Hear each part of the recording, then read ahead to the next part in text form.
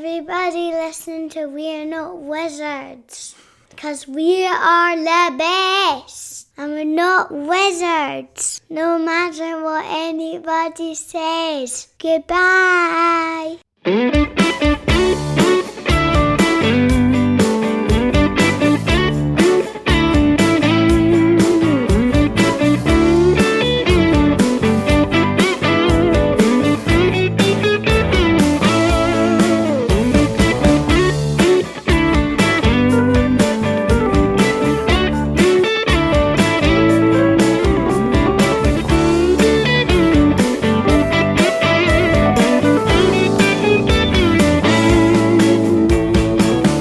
Hello and welcome to another episode of We're Not Wizards. My name's Richard. I'll be your host for Julyosaurus. Do you think he saw us? Maybe he did see us. Maybe he didn't see us.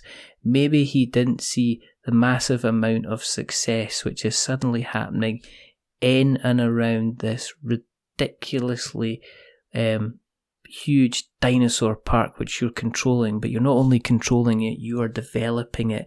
You know, you don't know if you're taking it to a safe haven, maybe you're even taking it to a ninth haven. We don't even know, because joining me, he's not only excited, he's pretty keen. It's Richard Keene, Ninth Haven Games. He's here to talk about the expansion of Dinogenics. It's called Controlled Chaos, and it's his second printing. And he's in a pretty good place, aren't you, Richard? I'm in a pretty good place. End the podcast, that's it. Sounds good. We're done here. We don't need to say anything else. Thanks for coming back on. It's been... glad to be here. It's been a while, but I mean, let's face it, you have had probably... I'm not sure if things could have gone any better for you since we originally spoke for Dinogenics. I mean, it came along, it got fulfilled, it's been hitting tables.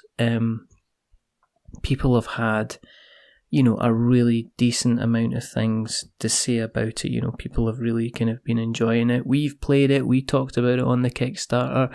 We got the rules wrong. I'm sure you're hating me for that, but you know, it's just one of these things. But if we talk about Dinogenics first of all, the way it ended up, you know, after the first kind of campaign, obviously you kind of cancelled that and then you got back up again and you ended up hitting over kind of 200. The first campaign wasn't that high. It wasn't that high. It was 144,000. Oh, it was only 144,000.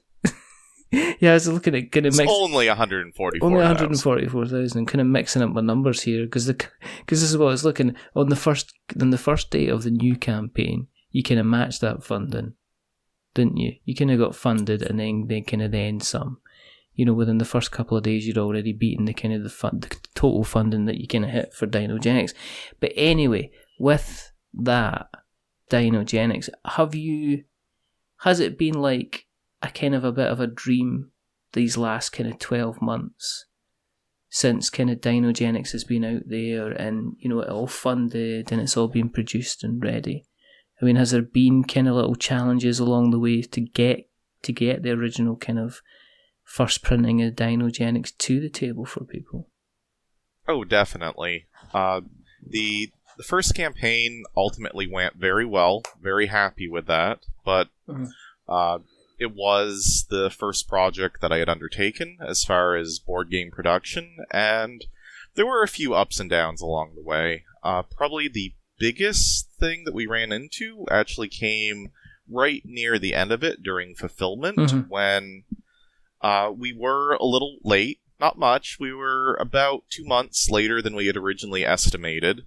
But as a result of that, the shipping rates of everything actually increased. And so we ended up in one of those situations. It's not entirely uncommon for Kickstarters to be in this situation where the amount we actually charged people was not quite enough to fulfill the Kickstarter.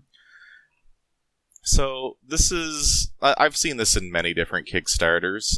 I've seen how not to do it, which is you go to your backers and you're basically begging them for more money, which, thankfully, even though it was successful, we didn't make a ton of money from the first run, but we made enough money that we could cover the cost of the shipping discrepancy without too much of a problem.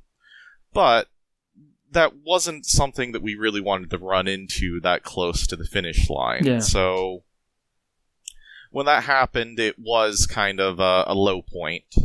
Thankfully, though, despite that, we didn't really run into too many problems fulfillment after that. Europe itself, this may have affected you a little bit, was a little bit later than we had anticipated as well. We were expecting most packages to go out early in the month, and an awful lot of them did go out towards the end of the month, but a delay of a couple weeks, I would say, is not too bad. I don't kind of have an issue with that, or getting out the kind of the pitchforks. I knew it was coming.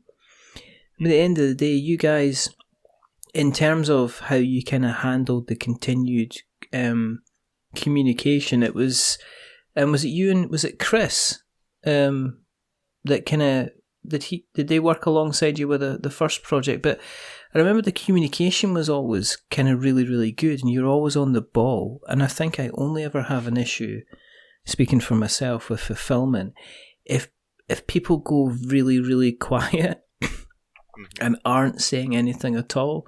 So for you to say, oh, it was a couple of weeks, kind of, I know there would maybe be people who'd be like, oh, that's disgraceful, but they'd be few and far between, because your communication was always kind of, it was very decent, and it was always, we always kind of felt informed. So when it was going to be a couple of weeks late, it was like, yeah, well, I got other games to play. It's not like I'm sitting here with a clean kind of shelf of games that I haven't played in my collection, kind of thing. It'll kind of keep. When it got out to the kind of the first backers and they were kind of playing it, were you kind of hovering over every single bit of feedback you could see to see what the actual backers kind of thought of it then? Oh yeah. To be honest, I was terrified. Like those first couple weeks of backer impressions. This is just something that goes along with anything that's in a creative field. Mm-hmm. You see both the positives and the negatives, but it's always the negatives that stay with you. And thankfully, there weren't that many of them, but anytime one would come up, it would be like I would be drawn to that impressions thread or something like that. And it's like, it doesn't matter how many positive threads or feedback you're getting, it's always the negatives that hang over you. Yeah. But I would say that overall, like, initial reception was very good, and after that first couple weeks, that kind of starts to blur together, and you kind of see the big picture as opposed to the individuals, and it's kind of nice to get to that point.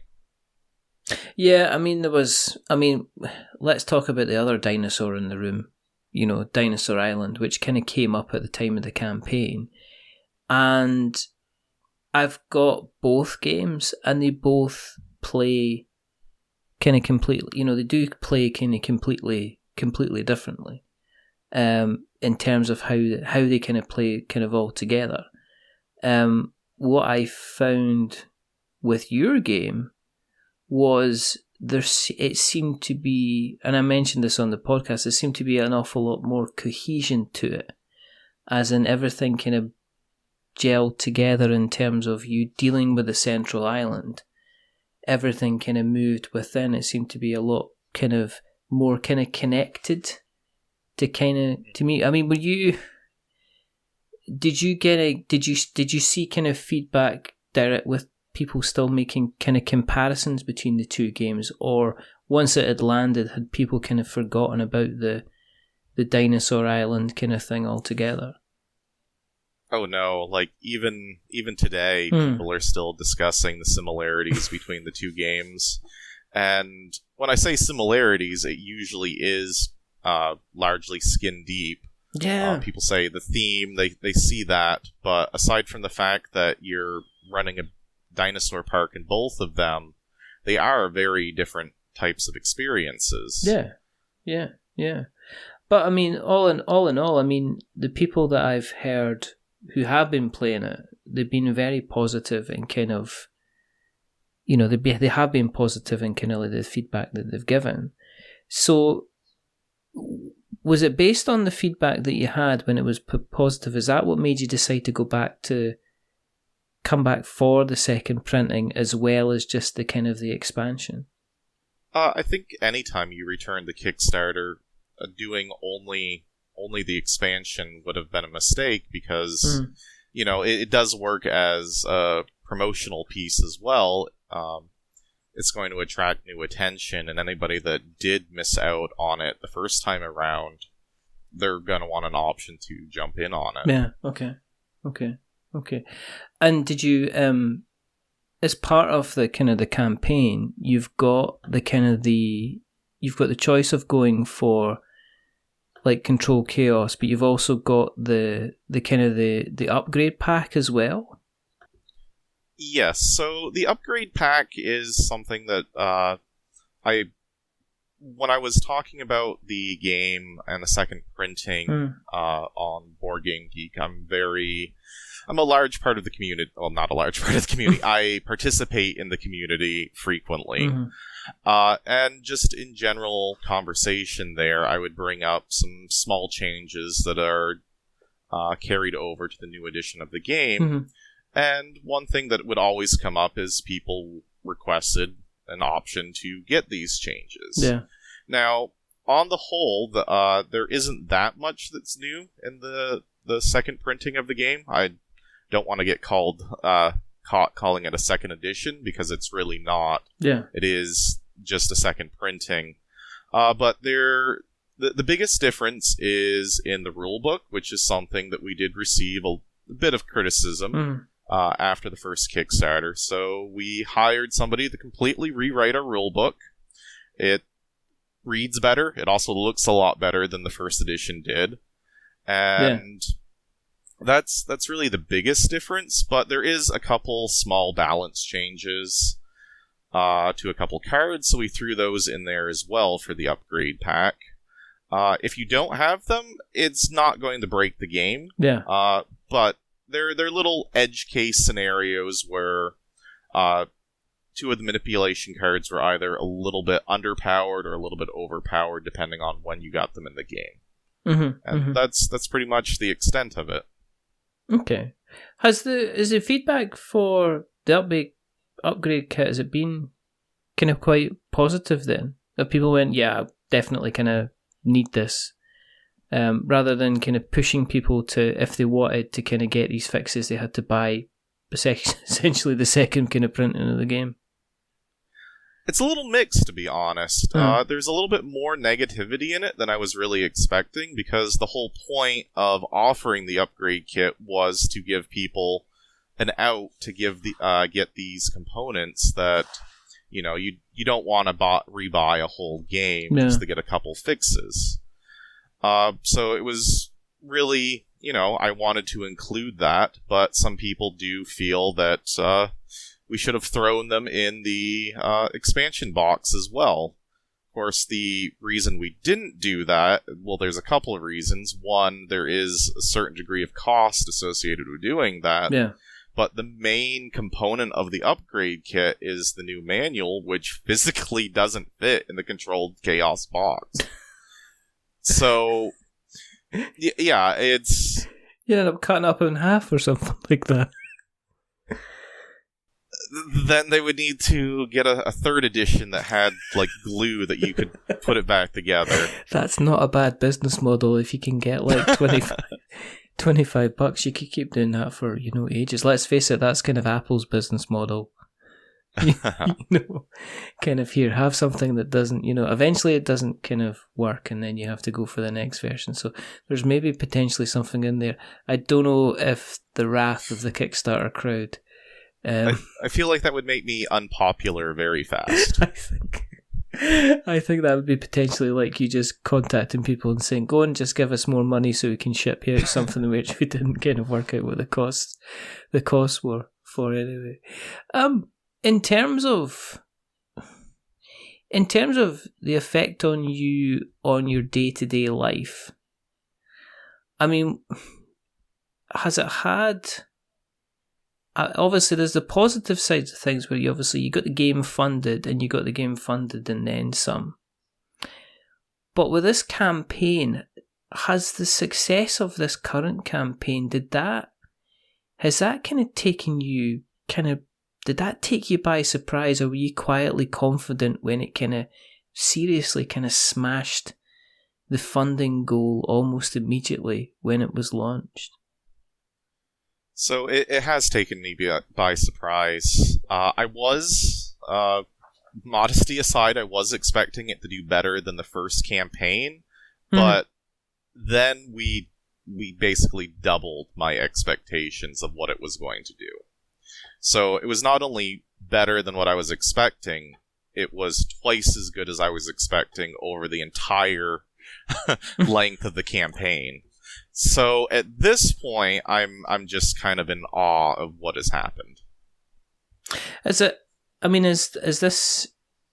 this change your plans at all for what you're going to do next? I mean, do you get the opportunity then to sit down and say, right, okay, is this a chance for us to do something more with the company? You know, are you now looking at saying, well, could we go into games design in a more kind of part-time kind of basis? Because I'm not entirely ignorant to the fact that I know that even on the biggest Kickstarter kind of success rates, you know, especially around about kind of your area, once you're reaching kind of $200,000 to $300,000, that doesn't mean you've all of a sudden got, you know, $300,000 in your bank account. It means you've got $300,000 minus the 10% that Kickstarter or whatever take. Then you've got everything else to take into consideration. So even on something, you know, if you're doing like $300,000, you're lucky if you kind of make any money at all off the back of that, you know, based on kind of like what happens during the kind of the manufacturing process. But at the same time, are you having kind of quiet conversations with yourself about the direction that maybe Ninth Haven could go in then? Sure, absolutely. The big thing is the first Kickstarter was successful, but as you said, Kickstarter and other fees, manufacturing costs, do take the majority of the funding. And after the first campaign, I'll be upfront, it wasn't enough to necessarily make a career out of it at that point. Yeah. It was very much a side job that just happened to take as much time as a regular job, but it was a side job. With the success of this Kickstarter, though, it's still not to the point where, you know, it's smooth sailing ahead. Yeah. But I will say it's a lot closer. And while there are a couple other games that are in the works for Ninth Haven Games, the success of this Kickstarter does mean that focusing on them is going to be a much more realistic prospect. Do you want it to be full-time? I mean, if I could do it full-time, yeah. I absolutely would. Yeah, because I know of some people who kind of like the ability to be able to dip in and dip out. Kind of get Sure. to the point where it's kind of like it does become a career thing, but then it's a case of, well, in order for this to be, I've got to be successful all the time, at least, you know, once or twice a year I've got to be running kind of a campaign after a campaign. But, I mean, with Dinogenics, did that get into distribution as well? I mean, were you able to get that into kind of retail things too? Oh, not at all. Huh. The truth of the matter is Dinogenics is one of the most expensive games on the market, despite the fact that it has no miniatures. Wow. I have been contacted by numerous publishers at this point that are super excited to want to make their own copies of the game. They want to carry it in their markets. And then I send the manufacturing quote, and they very respectfully shut the door. Right, okay. Yeah, it's... When the first Kickstarter was coming out, I really wanted it to be as, polished as it possibly could be. Yeah. And I really threw everything we had into making it that way. And as a result, it has many deluxe components, and they're not cheap. No, I mean, let's face it. The most of the boards on there are they're double.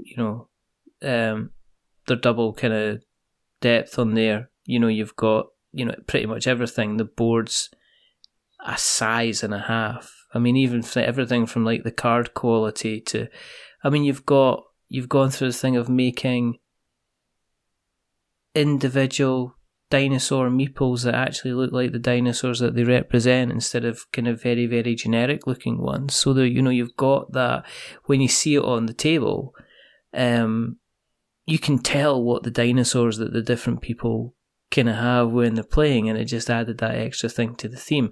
And again, I'm kind of more than aware that the more you kind of have a diverse set of components on the table, how much more that's gonna cost. Is there a chance it's gonna go to retail, or is it gonna be? Are you looking at alternatives to lower the cost components, or are you just saying no? I need to maintain the level of quality that I have. So at this time, it's going to be largely Kickstarter.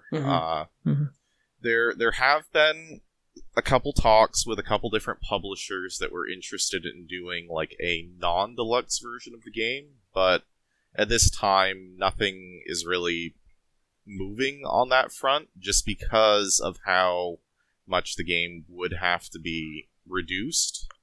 Yeah. I won't say that it'll never happen, but it will not happen probably before the Kickstarter delivers. I'll say that much. Right, okay, that's not a no then, Richard. I'm not, but that's not a yes either. It's a very ambiguous answer, by the way. It's very ambiguous. I don't even know that. I don't even know if I like that answer, to be perfectly honest. But I will say this. I am open to the possibility of there being a cheaper version on the market, but based on the way things are right now, it is not in the near future. Yeah. There's a lot of things. There's continual rising costs you've got to take into consideration. There's the potential of these fantastic kind of tariffs kind of that were going to come in as well, that were going to cause a lot of headaches for a lot of people as well. So you've got to take that into consideration. For those who... it's a heavy box as well. Retail-wise, what would you be looking at in terms of a price if somebody was buying it at retail? Was it $100? Was it $120? Was it $79?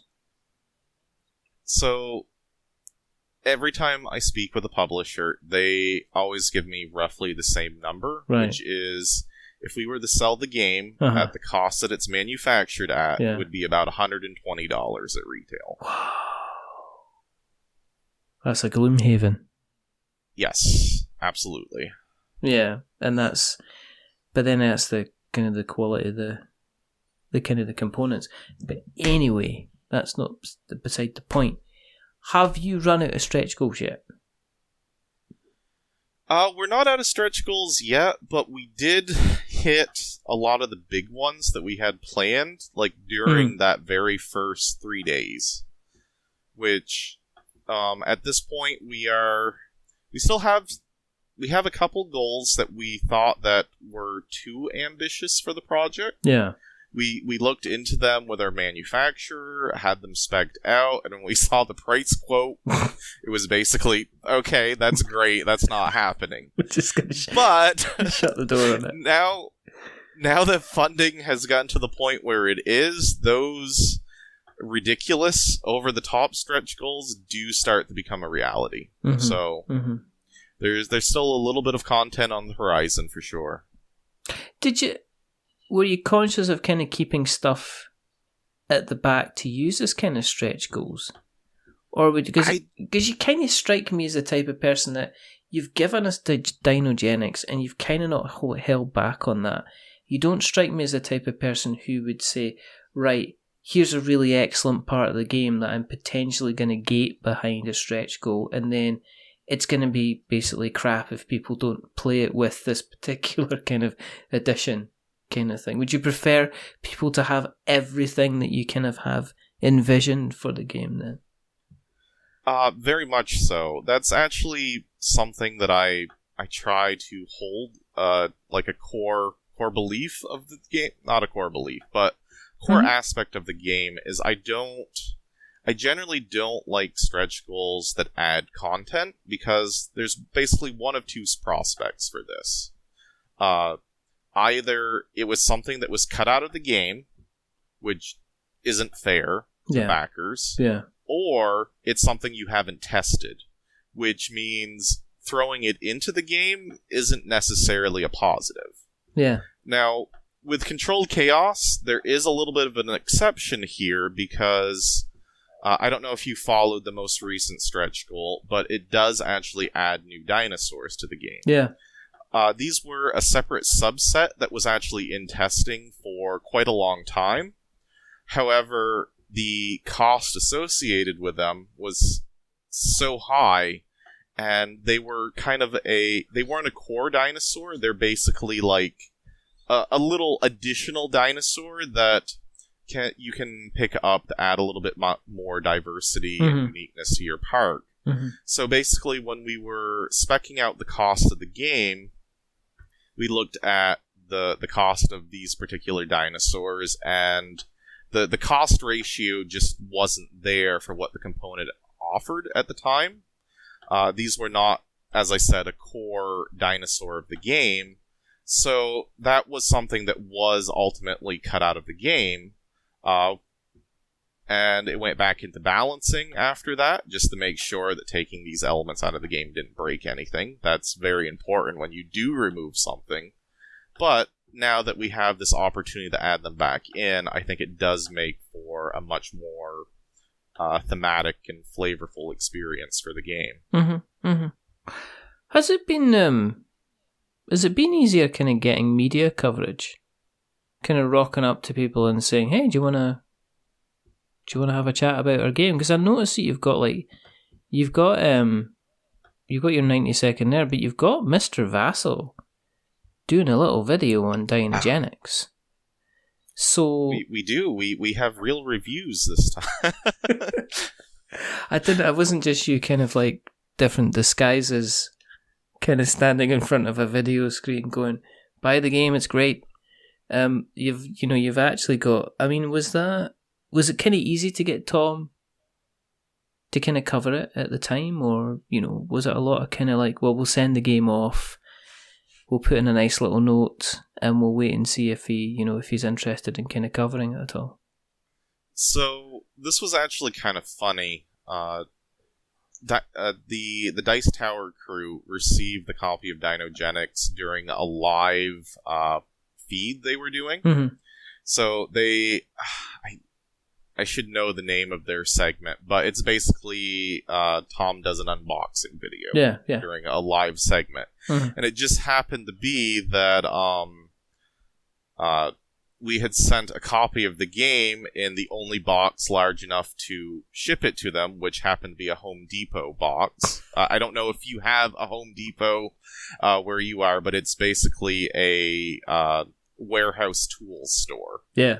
So this has nothing to do with games, but the box was big enough, so that's what we shipped it in. And they opened this during a live showing that they were doing, opened it on the middle of the table, took the game out, and they had no idea what the game was, but they cracked open the box, and the general assessment is, this looks pretty cool. Yeah. So after that, it seemed like an eternity, because they said they were going to review it, but it was 2 or 3 weeks after that fact before a video actually went up. Whoa. So this just put all kinds of doubts into my mind about what they were eventually going to say about it. It's just, but it's just Tom Vassell just walking away from a dumpster fire going, it's in there. It's in there. As he's fanning the flames with his hat. Yes. But no, the review was very positive, which made me ecstatic. And yeah, that's the history of the review. But I mean, has this made it easier for you to kind of develop, kind of get some noise going for Controlled Chaos then? Or, oh, absolutely. Yeah. The big thing, basically, the first time it was on Kickstarter, it was difficult to get anybody to take a look at the game. Like, we had some paid previews for the first Kickstarter, which I hate doing paid previews, but it was the only way to get video coverage of the game at that point. Yeah. And during the Kickstarter, I made it very clear that they were paid previews. Like, obviously, you don't hide that stuff.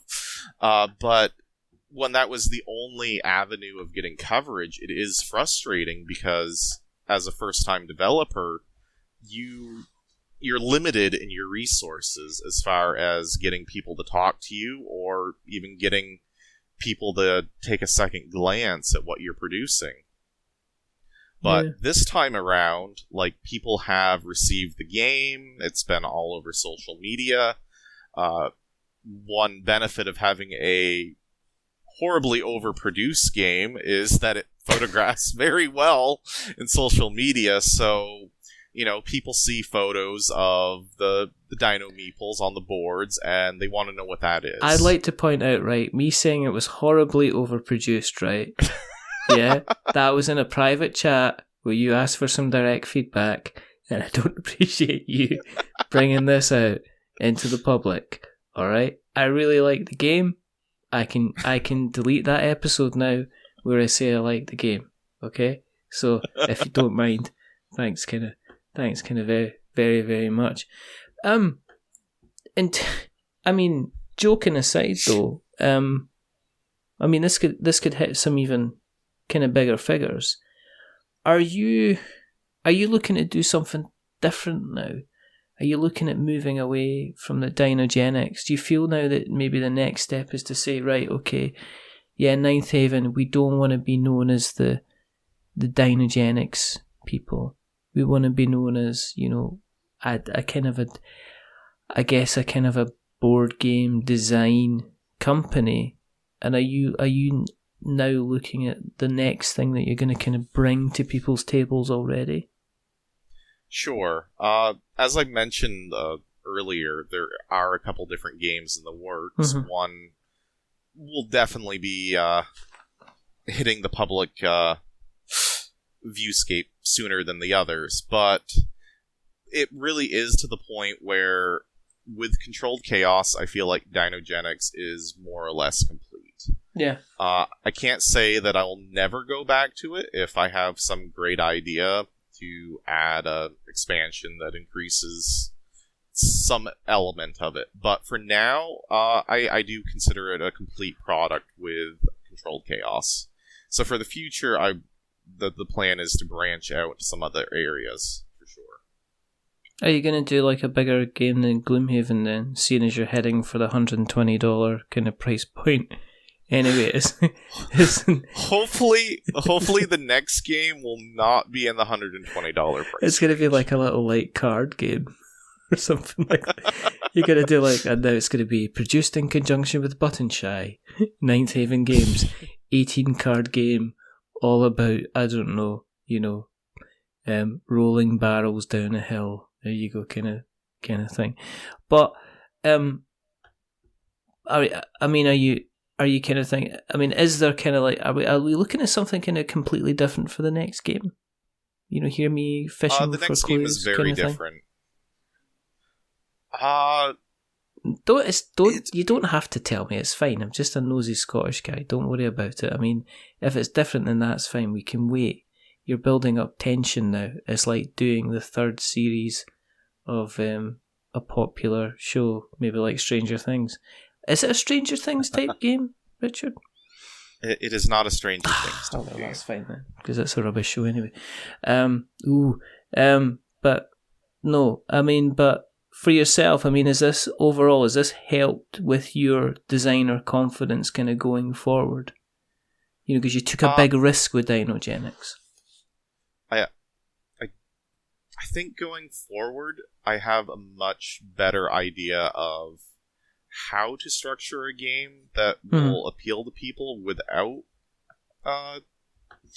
throwing in the added bling. But I do like thematic games. I do see that being a cornerstone of games that Ninth Haven Games produces. Mm-hmm. So I don't really like the idea of cutting corners to save cost. If something does make the game better and more fun to play, I would absolutely, go in that direction. No, I mean, I think when it's opening the box, and this is like, when we've put it on the table in front of people that haven't played it, it becomes a very, very tactile experience, if you know what I mean. Yep, it's absolutely. not, people end up picking up the player boards because they're the double thickness, the indents on them. I'll get the terminology for what that board is at some point. You're just not telling me, so you can laugh at me behind my back later on.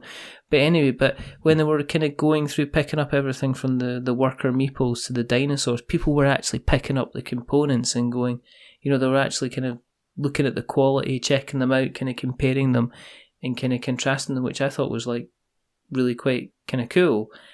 And I see the balance. People try to balance kind of cost versus the kind of the quality or how thematic that you want to get. So and I'm intrigued to see the direction that you go next, and whether you're going for something as thematic, or if there's a part of you that says, "Well, hold on. Do we hold off and maybe look at how we can get some Ninth Haven games into kind of distribution at the same time?" Yeah. Sure. For the next game, for sure, it's going to be a thematic experience. Mm-hmm. It's not thematic in quite the same way. Right. Part of, doing Dinogenics is everybody knows Jurassic Park. Yes. And you can capture that very easily. For the next game, the theme is not quite as prominent in people's minds, but I do find that theme actually goes hand in hand with most of the games I enjoy, and for that reason, I of course am going to make it a large part of the game going forward. Have you been playing anything kind of recently that's kind of you've been enjoying? So it's funny talking about thematic games and things like that. One of the most recent games that I got to the table was Nemesis, which you might be familiar with. Yes. Yes. A very thematic game. Maybe as similar to the Aliens franchise as Dinogenics is to Jurassic Park. Yeah, kind of. Yeah, I mean, there's definitely, yeah. You know what I mean? Let's face it, you don't want Steven Spielberg rocking up at Gen Con and asking to play Dinogenics, because he might have a couple of questions, but there you go. But yeah, I've heard Nemesis is high tension and backstabby and can be quite, it's a lot of fun, but it can also be a lot of why the hell did you kill me, you mad alien infested nightmare that you are, kind of thing. Yes, absolutely. In fact, the last time we were playing, I got the secret objective that was basically land the ship in Mars and kill everyone. Wow. Which did not go over... Well, I wouldn't say it didn't go over well, but people were annoyed that I kept messing with the nav computer. But, it happened. As it turns out, I was the only one not to win that game because I could not complete my objectives, but... Even when you fail in that game, it's a fun experience. So I think that's kind of the testament of a really good game is if you can lose horribly and Yes. still have fun doing it, then it's a good game. Yeah. I mean, I've kind of been indulging a bit in kind of Wildlands, which is a very, very simplistic kind of skirmish game, and it's kind of, it does okay in the theme type of thing. The production values are very, very high, and it's kind of like a pretty much fun game to play. I took delivery of another game which looks absolutely stunning, and I can't really mention until it gets past a certain date, which is kind of frustrating, but there you go, kind of thing, which we'll be talking about at another time. The most important question though, Richard, is, okay, are you going to be digging out the dinosaur costume if you get fully stretch gold? Because I know you got one, because you've sent me photos before of you in the dinosaur costume. I'll tell you what. Well, okay. If we hit $1 million, I will do that. Well, that's my promise. Well, will you not only put the costume on, will you dance to 30 seconds of Walk the Dinosaur? If we hit $1 million on Kickstarter, I will do this for you. So I have that. That's taped evidence. That's going into the evidence file. Yep. EC 102.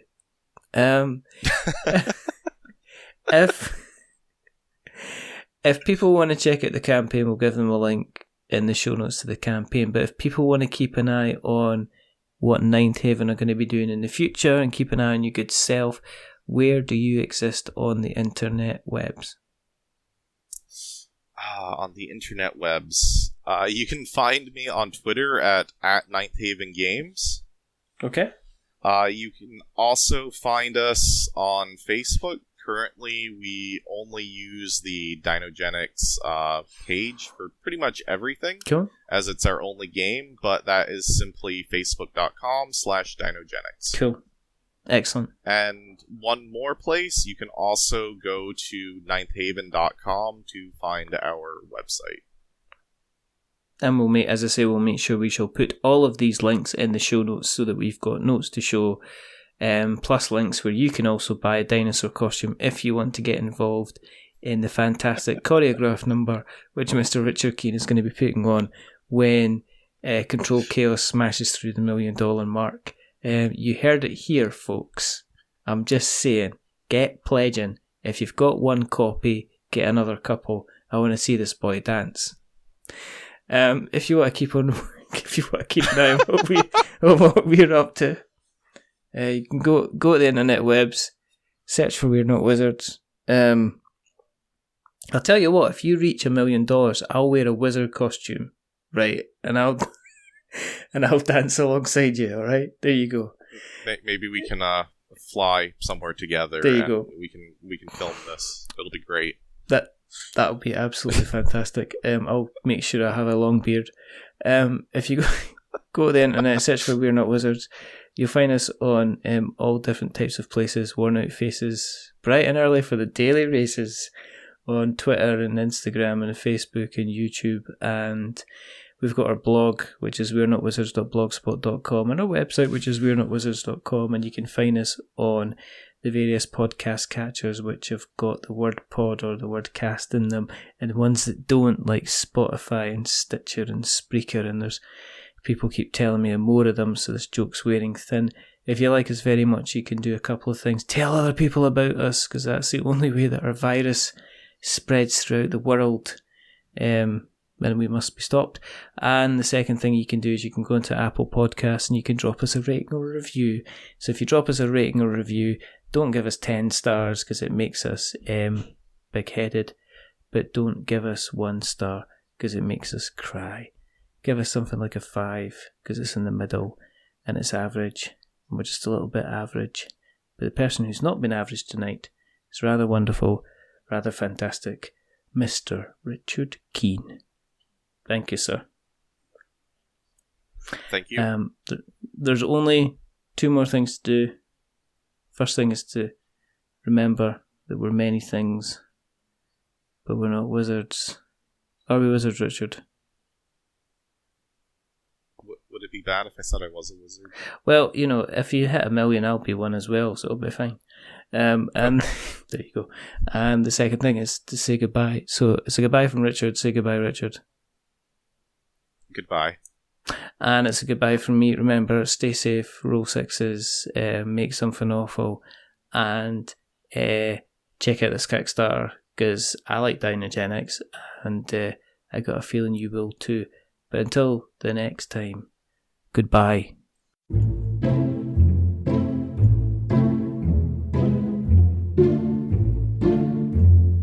A wizard is never late.